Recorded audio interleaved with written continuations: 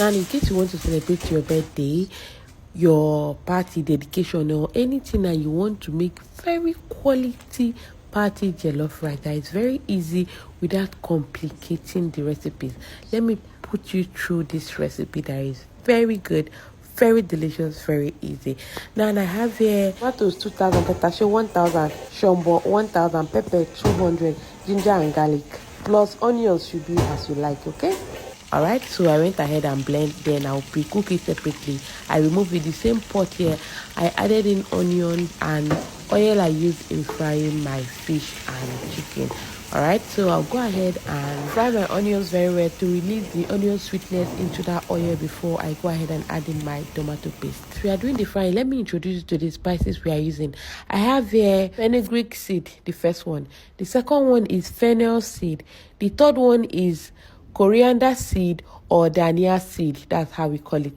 Then the third one, you're seeing there rosemary, you're seeing there some dry shallot, you're seeing here bay leaf, and you're seeing here some star anise and also my turmeric. I'm going to blend everything so you know that is the spice we are using for the jollof rice that will give you authentic jollof rice flavor. So I'll be using this tin tomatoes here, that's the one I'm using. I'll go ahead and add that into the oil and then fry properly. Now you have to fry that very well if you want your jollof rice to taste very good. Okay, so we'll go ahead and start frying. Fry till it is a bit darkened. That's what I do. I fry it till it's a bit darkened, and that way it will start tasting sweet and it won't be tangy anymore. Remember, a good jollof rice needs a good jollof stew base. Do you understand? So I switched the pot. Jollof rice, you don't really need to use non-stick. That pot was non-stick and I forgot. So this is my tomato. What I did was to boil it for 10 minutes and then I poured it into my strainer for the water to drain out. Instead of allowing it to dry in my pot, it will waste gas. You understand? That's exactly what I did. And the water that drained out was white. I did not lose any of my tomatoes. Now I fried my tomato paste very well. You can see what's going on there. And then I went ahead to pour in the fresh tomatoes. I'll go ahead and fry a little bit and then we are good to go. You can see how my tomato is looking. Is darker than what we started from. You can see I've done a good frying. I'll start seasoning. So I'm using half pint of rice. Yes, I'm using half pint of rice here. I think half pint is 9 cup, I do 8 10 cups, something like that. So seasoning cube went in, salt went in, and I also adding the spice. Look at that spice that I showed you. That's after blending. That's how it's looking like. You can buy the blended one if you don't have a good blender. If you don't have a good blender, you will not be able to blend that spice. So just buy the blended one. They sell it in the market. It's just that the blended one, they just add other things to, to add the quantity up. Abby, you understand? Here, quantity, not quality up. So this one you're buying that is not blended, you know what you're buying, and you go ahead and blend it to get what you want. You understand? And I'll go ahead and add my thyme. I won't be adding in curry because the blended spices I add are basically the same thing used in making curry. Do you understand? So I will not be adding in curry. Instead, I will add in thyme and then fry a little bit more, then pour in my mixed stock and the cooking continue. You can see how darkened that is because I need my jollof rice to give me that vibrant dark red color. So I have that small coconut milk that I just pour that in instead of to waste it.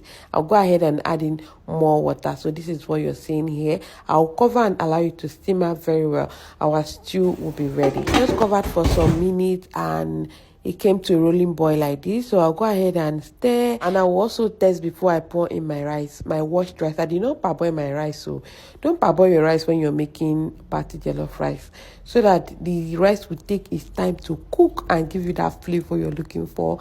That sweet. No worry, if you come my house, I go make you jollof rice. You go understand what now they talk, and if you explain them. Now, how you know that your stew is well seasoned? What I do is to over season my stew. You understand? Before I pour in my rice, I over season my stew. That means I will taste it. It will taste kind of a little bit salty. You understand? Before I pour in my rice. In that way, it will be balanced flavor. Like, you understand? So what I do in my jollof rice is I season it more than what I would do if I'm cooking regular stew. Do you understand? So when you pour in your rice, with the rice and the stew, the combination, the ratio will kind of be equal. I don't know how I'm supposed to explain. So I over season my stew for my jollof a little bit, so when I pour in the rice, it will be balanced. You understand what I mean? Go ahead and cover my rice with my foil paper on a low heat. The lowest heat. Cook your rice on the lowest heat. Cover it and trap in your heat. I don't want to hear say you pour 1 drum of water into your jollof rice. You water the taste. I know, so you want me your rice soft, but cook your jollof rice, party jollof, slowly. Do you understand? So that small water wey is inside, I'll cook it on a very low heat. I mean the lowest heat of my burner. This is on low heat too. So I'll go ahead and fluff my rice very well. The rice is still strong. I'll cover it again on a low heat. Now you notice I did not add any water. See, that plenty stew you saw with the rice will also help to give you that rich color. You understand? Plenty stew, don't add too much water on your stew. If not, the color will not be rich. You understand? You see all the plenty stew we use, and you see as the rice they look, it be like the stew be no day enough. So this is it.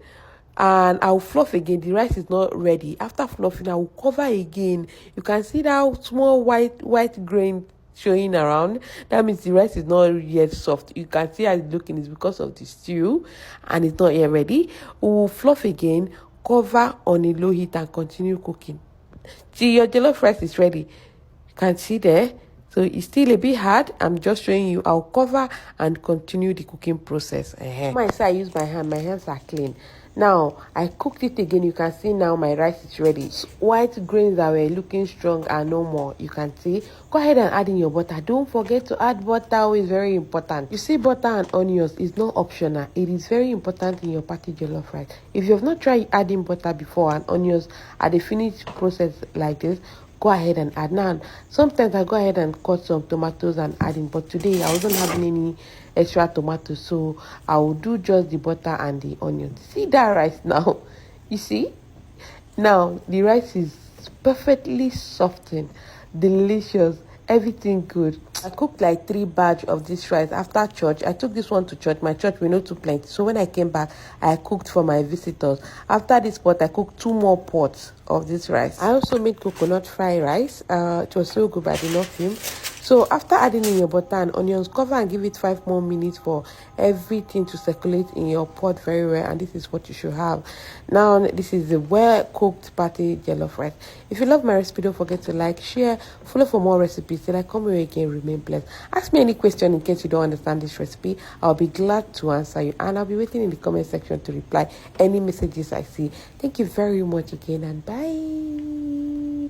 I hope now you can make jollof rice with ease.